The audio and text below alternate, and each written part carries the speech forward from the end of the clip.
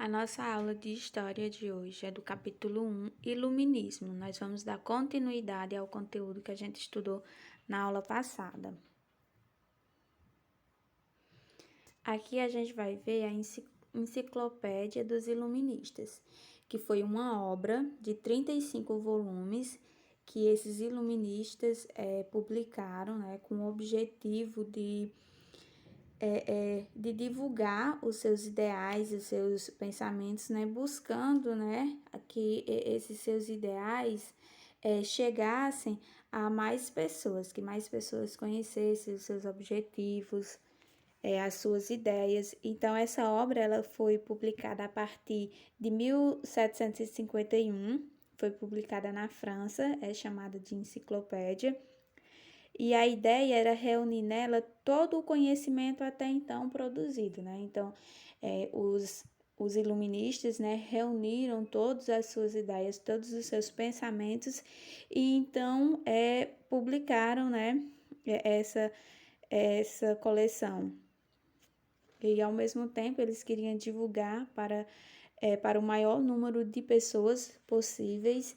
Só que essa enciclopédia, ela não queria, não tinha só o objetivo de levar os seus pensamentos a essas pessoas. Ela também foi considerada pelos seus editores como um negócio altamente lucrativo, E essa produção literária iluminista, ela abrangeu, ela era divulgada, também por panfletos, por livretos, jornais clandestinos que eram proibidos, E mesmo assim as pessoas faziam, era como se assim elas fizessem um resumo dessa obra, que era composta de 35 volumes, E saíam divulgando para as pessoas que não sabiam ler, que não tinham muito conhecimento.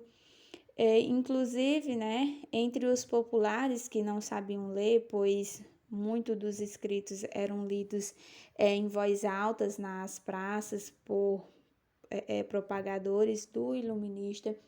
Então, muitas pessoas se reuniam, e pegava essas enciclopédias, ia para a praça e lá lia para as pessoas que não sabiam ler, que não tinham tanto conhecimento.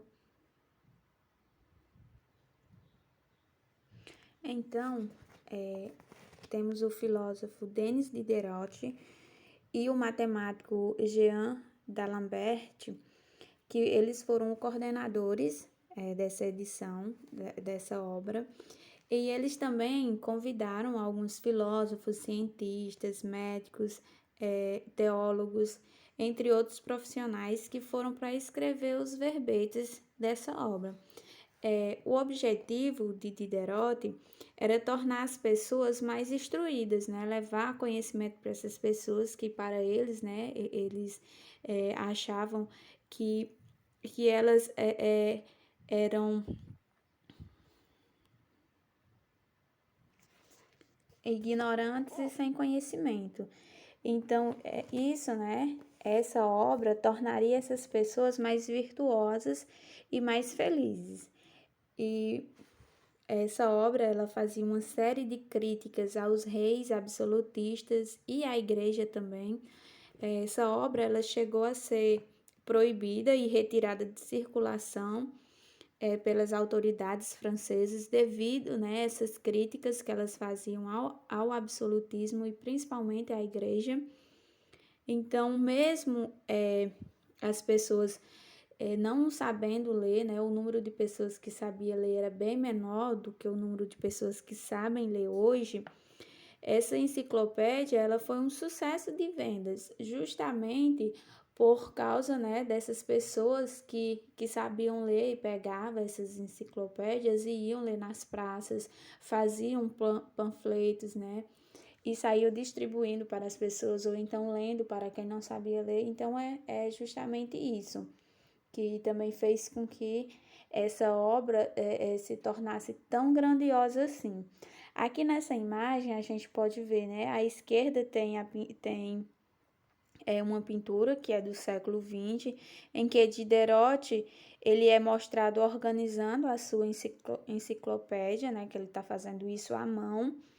em papel. E já à direita, a gente vê uma foto atual, que é de uma estudante é, é, com a sua enciclopédia digital, né? Então, ela está organizando os seus livros no seu tablet. E aqui a gente vê a questão da tecnologia, né? Do avanço que a gente tem, das mudanças, como era antigamente que esses pensadores escreviam, né, seus livros, como eles publicavam, e a gente vê como é hoje, né, como é fácil, né, a simplicidade que a gente tem hoje em acessar diversos livros.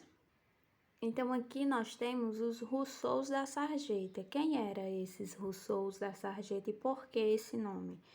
Então, a gente viu, né, que as ideias dos pensadores iluministas, elas se espalharam por cidades de reinos distantes, graças ao trabalho de pessoas comuns que ganhavam dinheiro, simplificando e resumindo essas ideias dos iluministas, né, em panfletos e jornais, principalmente jornais proibidos, que foi aquilo que eu já falei, né, que algumas pessoas liam a essas obras da enciclopédia, faziam resumos, pegavam os pontos principais e saíam divulgando, né, para pessoas que não sabiam ler, que não tinham tanto conhecimento assim. Então, muitos desses autores, dessas matérias de divulgação, eram bons oradores e expunham suas ideias em praças públicas, em bares, cafés.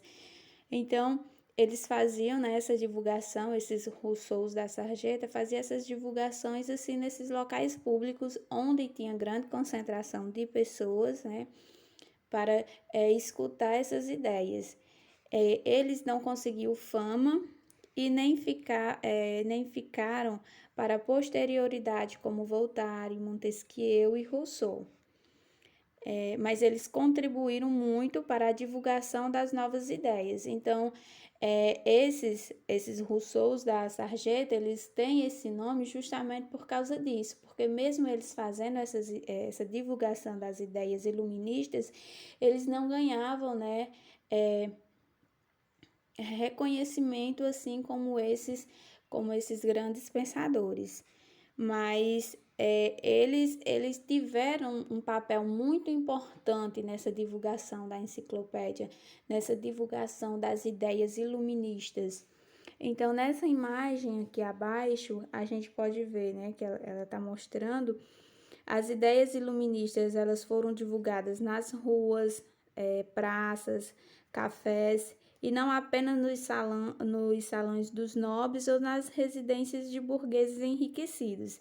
Então, acontecia essas reuniões, né, para discutir essas questões iluministas nesses locais, como residência dos nobres, os salões, mas também acontecia nesses bairros mais pobres, né, para pessoas mais pobres de todas as classes sociais, justamente porque elas não tinham dinheiro para comprar o livro, ou muitos não sabiam ler. Então, por isso, né, que surgiu esses oradores que faziam esse trabalho para essas pessoas mais pobres. Então, e diferentemente do que mostra a gravura, o público que frequentava esses lugares eram de diversas origens sociais, como grande número de trabalhadores pobres e que muitos eram excluídos, né? Então, nessa gravura mostram homens bem vestidos, que estão discutindo, né, as questões da enciclopédia, só que não acontecia só nesses salões luxuosos, né? Aconteciam em bares, em ruas, com pessoas pobres, pessoas simples. Bom, então, essa revolução intelectual iluminista, ela não atacou, não criticou apenas o absolutismo monárquico. Ela também atacou a sua política econômica, o mercantilismo, fazendo críticas à sua principal característica, que era a intervenção do Estado na economia. Então, essa revolução iluminista, né, ele também atacou a esse mercantilismo, a intervenção do Estado na economia, né, que ela não aceitava, porque assim estava se intrometendo nas leis naturais. Mas, bom, o que é o mercantilismo, né? O mercantilismo é um conjunto de ideias e práticas econômicas adotadas pelos reis absolutistas. Então, o mercantilismo são ideias e práticas que são decisões tomadas apenas pelo rei, né? São decisões tomadas pelo rei.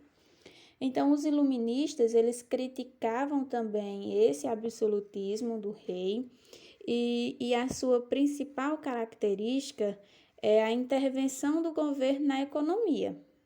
Então, os primeiros a criticar o mercantilismo foram os fisiocratas franceses. Para eles, a única fonte de riqueza era a terra, para esses fisiocratas. E por isso a agricultura era a mais importante atividade econômica. Esses fisiocratas, eles eram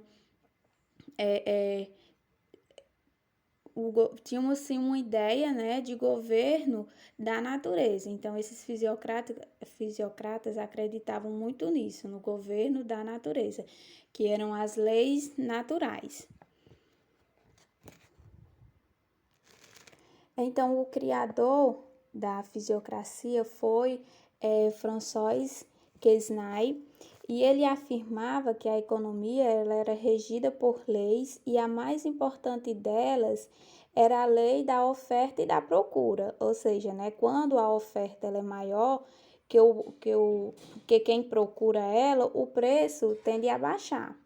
E quando ocorre o oposto, tende a subir. Então, quando se tem uma maior procura de um produto e se tem pouco produto, o preço desse produto tende a subir. Já quando é o contrário, né, quando se tem pouca procura e muito produto, o preço desse produto ele tende a cair. Então, dessa forma, caso o Estado intervesse, né, na economia, o Estado estaria contrariando as leis naturais, que no caso, né, é a fisiocracia.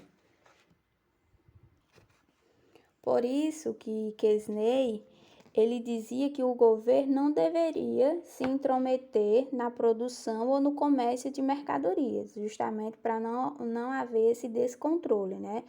Ou faltar produto e subir o preço, ou ter muito produto e baixar o preço. Então, ele deveria apenas incentivar o progresso, né? E os fisiocratas, eles acabaram criando o lema que resumia o seu pensamento, que seria deixar e fazer, deixar e passar. Que o mundo caminha por si mesmo. Então, esse era o lema, né, desses fisiocratas, e isso era o que eles acreditavam, essa lei, né, do governo, da natureza, ou essa lei natural, da oferta e da procura. Já para Adam Smith, ele pensava diferente, né? Para ele, com base em pesquisas, só o trabalho era quem criava, né, quem gerava riqueza. E para ele, a única fonte de riqueza é o trabalho e não a terra, assim como defendia, né, o fisiocrata François. Ou seja, né, ele defendia a produção nessas indústrias que elas pudessem, né, comercializar com outros países sem a interferência do governo. Com isso, todas elas sairiam lucrando, pois cada uma produziria somente aquilo que conseguisse fazer de melhor. Então, as empresas, né, decidiam o que elas conseguiam produzir de melhor e a venda também desses produtos. E as nações com perfil mais agrícolas, elas se dedicariam à agricultura e as indústrias se especializariam ainda mais, né, na industrialização dos seus produtos. Então, teria esse livre comércio, né, entre a agricultura e a industrialização. Para Smith, o valor do trabalho ele seria determinado pela lei da oferta e da procura. Então, tendo, né, a garantia e assim a evolução natural e saudável da economia, ou seja, a mão sensível do mercado conduziria ao progresso econômico, sem que fosse necessário a mão pesada do governo. Então, o que era que ele defendia, né? Esse livre comércio entre as indústrias, independente se fosse a industrializada ou a agricultura, mas sem a interferência do Estado, né? Sem a interferência do governo nessas produções.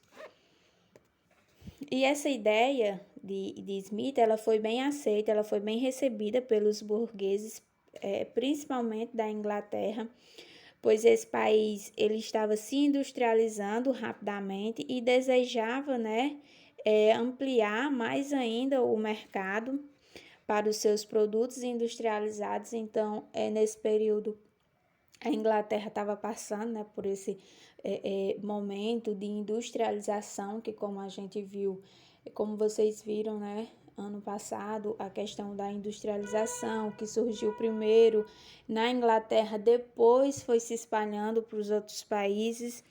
Então, por defender a livre concorrência entre nações individuais e empresas, e por ser contrário à intervenção do Estado na economia, Adam Smith ele ficou conhecido como o pai do liberalismo econômico, né? Porque ele defendia essa industrialização, essa expansão da indústria.